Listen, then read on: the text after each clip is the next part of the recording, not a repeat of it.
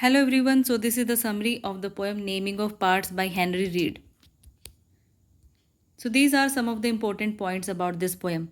This poem was written in 1942. This is a war poem written during Second World War.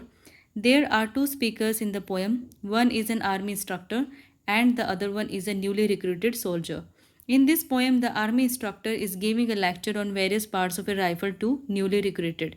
In this poem, there is a contrast between human warfare and the beautiful natural surroundings. So, this is the text of the poem. Today we have naming of parts. Yesterday we had daily cleaning. And tomorrow morning we shall have what to do after firing. But today we have naming of parts. Japonica glistens like coral in all of the neighboring gardens. And today we have naming of parts.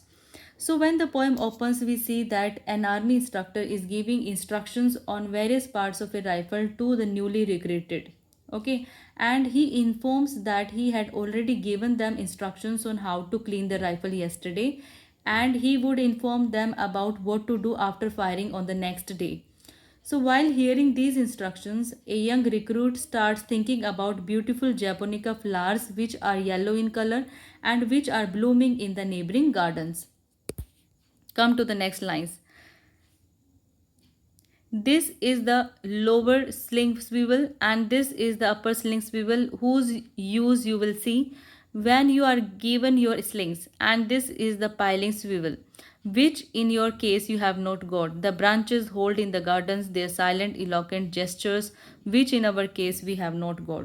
So in these lines, army instructor informs them about the upper, lower and piling parts of swivel. Swivel is something which is a joint between two parts of a rifle.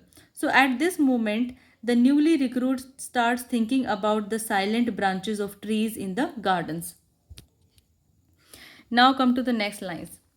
So this is the safety catch, which is always released with an easy flick of the thumb. Flick means push.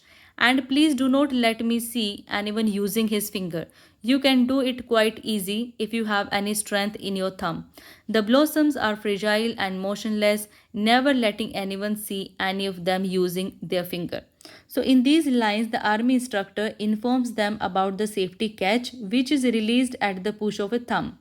So at this point, the newly recruit thinks about the newly blossomed flowers which are soft and still and they should not be touched by any finger. Come to the next lines.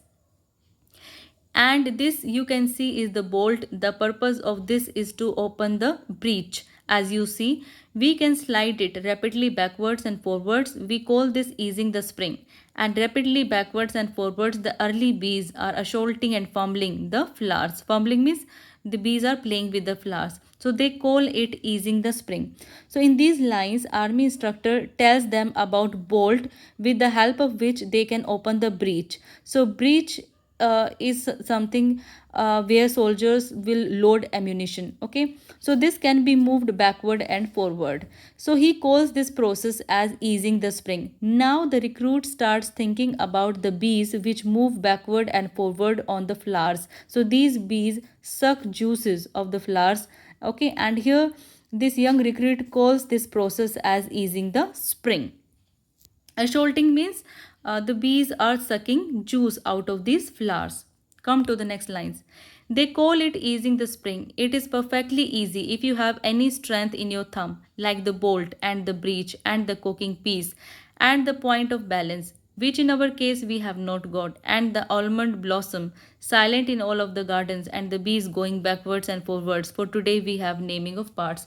So at the end, army instructor says that if recruits have strength in their hands, they can easily handle all the three parts of the rifle, like coke piece, bolt, and breech. But this newly recruit wants to see almond trees and buzzing of the bees on the flowers. Okay, the movements of the bees on the flowers. He wants to see that. And this recruit prefers the beauty and peace of nature rather than the violence and the destruction which is caused in the war. And here the poem ends.